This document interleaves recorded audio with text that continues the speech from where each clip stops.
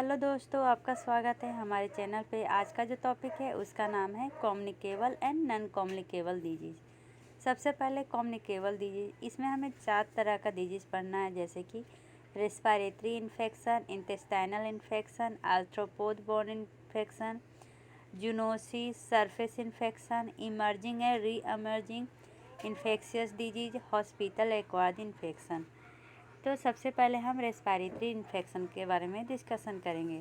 Respiratory infection में भी हमें 12 टॉपिक पढ़ना है। Small pox, chicken pox, measles, rubella, mumps, influenza, diphtheria, whooping cough, meningococcal meningitis, acute respiratory infection, SARS और tuberculosis. तो सबसे पहले हम स्टार्ट करेंगे स्मॉल पॉक्स। उससे पहले हम थोड़ा रिवीजन करते चलते हैं, जैसे कि इसमें हमें इंक्यूबेशन पीरियड ये सब पढ़ना है। तो हर दिन 5-5 का सीरीज़ करेंगे, जिससे कि याद होते जाए, क्योंकि एक बार पूरा पढ़ेंगे तो हमें समझने में या याद करने में प्रॉब्लम होगी। तो सबसे पहले हमने याद किया रैसेज कब अपीयर होता है। तो सबसे पहले स्टार्ट होता है चिकन पॉक्स, मतलब जिस दिन फीवर रहेगा उसी दिन आपको चिकन पॉक्स होगा, ठीक है। दूसरा में कौन था, तो चिकन खा के इंसान क्या हुआ, स्कार हुआ, चिकन पे देखा स्कार, ठीक है। तो सेकेंड डे होता है स्कार, स्कारलेट फीवर, मतलब कि आज फीवर हुआ, आज इस फीवर के 2 दिन के बाद आपको रैशेस दिखाई देंगे। तीसरा क्या है, स्कार हुआ तो क्या का दर आया, स्मॉल पॉक्स का, तो तीसरा दिन होता है स्मॉल पॉक्स, ठीक है। क्या याद किया, चिकन में स्कार देखा तो स्मॉल पॉक्स का डर हुआ। अब माँ ने क्या किया, टाई बांध दिया, तो माँ का मीजल्स। चौथा दिन क्या आता है, मीजल्स आता है, ठीक है। और टाई बांध दिया, टाई का क्या हो जाएगा, तो टाई का हो जाएगा टाइफूस। क्या, टाइफूस, THYPHUS, टाइफूस हो जाता है। तो 5 दिन का तो समझ में आ गया। और हमने क्या याद किया, हमने याद किया कि गेस्टेशन पीरियड में जो वर्टिकल ट्रांसमिशन होता है ना डिजीज का, वो किसका कब होता है।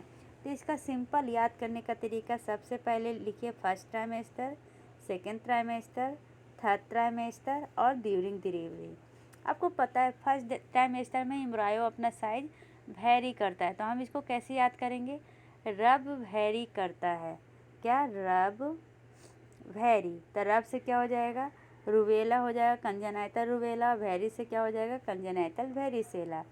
सेकेंड ट्राइमेस्टर में हम पर्व मनाते हैं ना, गोद भराई वाला, तो सेकेंड ट्राइमेस्टर का क्या है, निमोनिक्स पर्व, तो हो जाएगा पर्वो वायरस। थर्ड ट्राइमेस्टर में हम क्या करते हैं, तो इसका कोड है एसटी कास्ट होता है SC, ठीक है। एस से हो जाएगा, सब में कोजेनाइटल लगाइएगा क्योंकि ये बर्थ के समय में होता है। साइफिलिस होता है, T से टॉक्सोप्लाज्मोसिस होता है, S से हेपेटाइटिस B, याद रखिएगा, ठीक है, C नहीं B। और फिर C से क्या होगा, तो साइटोमेगालो वायरस। अब D में क्या याद, डिलीवरी के समय क्या याद रखना है, तो H3, HIV, ठीक है, हर्पीस, HIV और हेपेटाइटिस C, यही एक अपोजिट हो जाता है। यहाँ तक याद करने में कोई भी प्रॉब्लम नहीं है। अब इंक्यूबेशन पीरियड में आते हैं। इंक्यूबेशन पीरियड में तो सबसे पहले आप इस तरह याद रखिए, MMR, इसको याद करने में आपको कोई भी प्रॉब्लम नहीं होगा, मीजल्स, मम, रूबेला, ठीक है। अब देखिए, एक चीज़ में हमेशा मेरे को कन्फ्यूजन होता था, ये रूबेला और रिवियोला क्या होता है। और फिर तो मीजल्स को हम कहते हैं रूबियोला और रूबेला को हम जर्मन मीजल्स कहते हैं, तो यहाँ पे कन्फ्यूजन ख़त्म। दूसरा, मीजल्स होता है पारामैक्सो वायरस के कारण, मम्स होता है मैक्सो वायरस के कारण, ठीक है, और रूबेला होता है टैगो वायरस के कारण। तो इस तरह से पारामैक्सो, पारा हटा दीजिए तो मैक्सो वायरस, और रूबेला होता है किसके कारण, तो टैगो वायरस, तीनों RNA के कारण होता है, ठीक है। तो इस तरह से हम कंपैरिजन कर लिए। अब देखिए, जो मीजल्स होता है ना, उसका होता है 10 से 14 दिन इंक्यूबेशन पीरियड, बाकी ये दोनों का होता है 14 से 21 दिन इंक्यूबेशन पीरियड। चलिए, अब ये भी ख़त्म हो गया, इसमें समझने में कोई प्रॉब्लम नहीं, दन दन आ दन दन। अब 2 और पढ़ना है। तो दो हमने लिया, स्मॉल पॉक्स और चिकन पॉक्स। स्मॉल पॉक्स होता है वेरियोला वायरस के कारण और चिकन पॉक्स होता है वेरिसेला वायरस के कारण। और भी उसका कॉजेटिव एजेंट है जैसे कि ह्यूमन अल्फा हर्पिस वायरस 3। ठीक है, ये क्वेश्चन आ चुका है इसलिए ये याद रखिएगा। अब स्मॉल पॉक्स 7 से 14 दिन इसका इंक्यूबेशन पीरियड होता है और चिकन पॉक्स में क्या होता है 14 से 16 दिन क्या होता है इंक्यूबेशन पीरियड होता है। तो अब एक बार फिर से रिवीजन कर लेते हैं क्या क्या पढ़ा। हमने पढ़ा कि फीवर के बाद कितने दिन में रैश आते हैं, तो हमने 5 दिन तक पढ़ा। क्या कोड था, चिकन पे स्कार देखा, स्मॉल पॉक्स हुआ, माँ ने टाई बांधा। ठीक है, इसमें पढ़ा first trimester, second trimester, third trimester और डिलीवरी के समय में वर्टिकल ट्रांसमिशन डिजीज क्या होता है। पहला में क्या कोड था, तो पहला में था रब वेरी करता है, दूसरा में पर्व मनाए, तीसरा में क्या था तो ST/SC था। ठीक है, चौथा में मतलब डिलीवरी के समय क्या था तो H3 था। ठीक है, उसके बाद हमने क्या पढ़ा, इंक्यूबेशन पीरियड पढ़ा, इसमें पढ़ा MMR के बारे में। ठीक है, और पढ़ा SC स्मॉल पॉक्स और चिकन पॉक्स के बारे में। ठीक है, अब आते हैं हम अपना पहला टॉपिक पे जिसका क्या नाम है स्मॉल पॉक्स। कहाँ है स्मॉल पॉक्स, यहाँ पर है।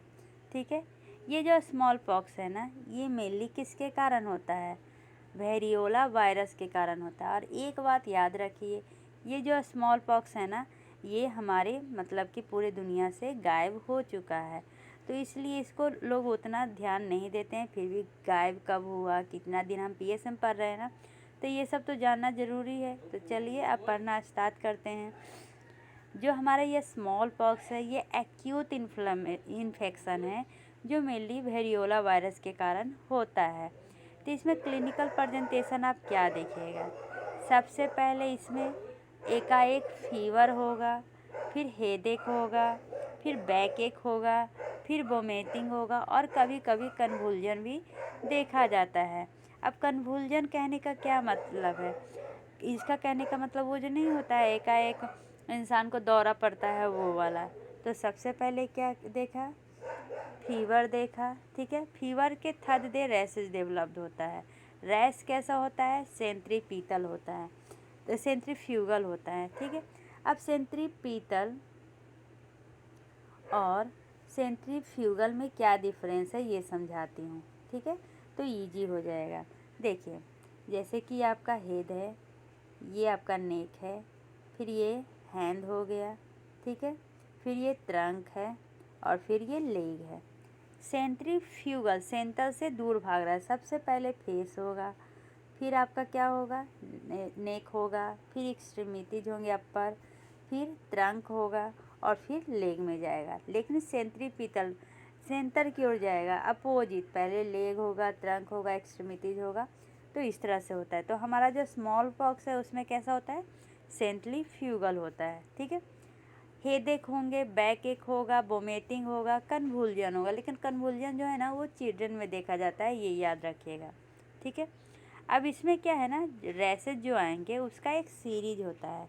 सबसे पहले आपको देखिएगा मैक्यूल आएगा, फिर पैपुला आएगा, फिर वेसिकल्स बनेंगे, फिर ये इसमें पस आएगा तपस्ट्यूल्स, फिर ये स्कैब बनेगा, ये स्कैब भी बनेगा, मतलब कि अपने को अस्कार छोड़ के जाएगा। ठीक है, यहाँ तक समझने में कोई प्रॉब्लम नहीं है।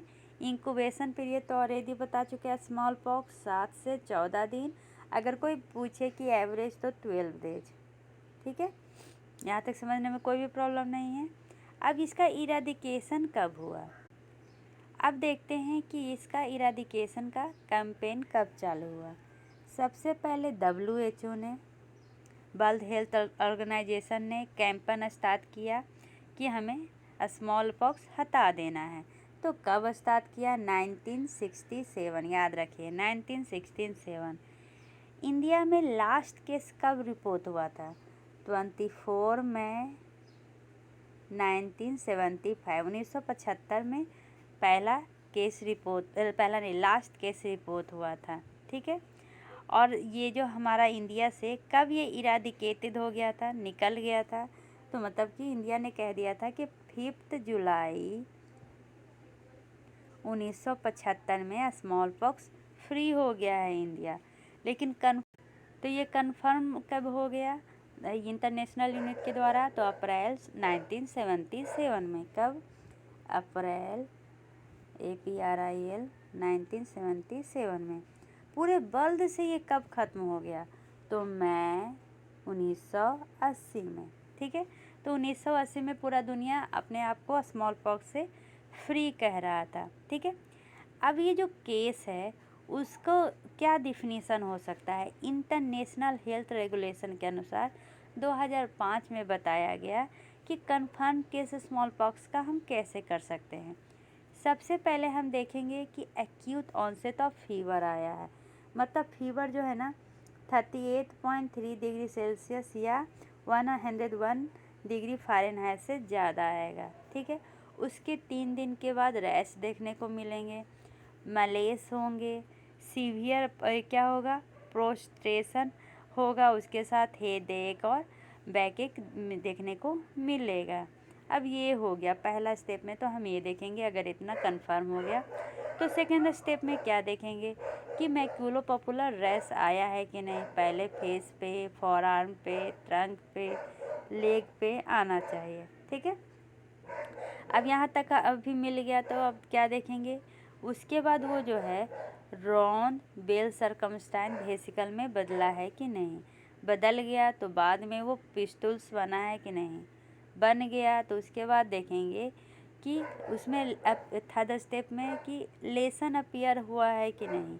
ठीक है, अगर वो भी हो गया तो हम स्कैब देखेंगे, वो भी हो गया, उसका कोई अल्टरनेटिव डायग्नोसिस नहीं है, तो पक्का कंफर्मेशन के लिए फिर क्या करेंगे? लेबोरेटरी एग्जामिनेशन करेंगे।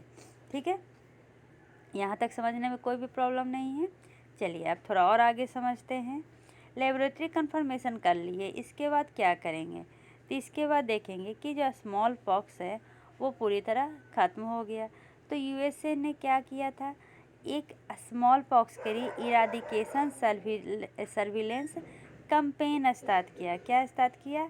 इराडिकेशन सर्विलेंस प्रोग्राम, जिसमें क्या था कि इसका जो वायरस है वो रिसर्च सेंटर में रखा हुआ है। कभी अगर मान लीजिए कि ये हुआ तो इसका हमें सबसे पहले WHO में भेजा जाता है, वो कंफर्म करता है।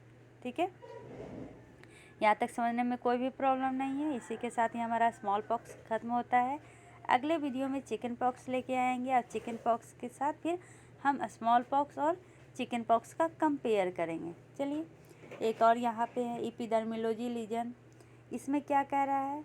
क्यों ऐसा कहा गया कि जो हमारा दुनिया है वो स्मॉल पॉक्स से फ्री है? अब कोई भी ऐसा एनिमल रिजर्वायर नहीं हुआ जो जिसमें क्या मिला है? स्मॉल पॉक्स मिला है। कोई भी कैरियर नहीं बचा है।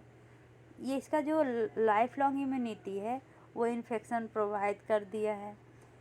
केस डिटेक्शन होता है तो कैसे? तो रैश के द्वारा। ठीक है, सब क्लिनिकल केसेज मेनली ट्रांसमिट नहीं करते हैं डिजीज़ को। हाईली इफ़ेक्टिव वैक्सीन अवेलेबल है, इंटरनेशनल कोऑपरेशन मिल रहा है। ठीक है।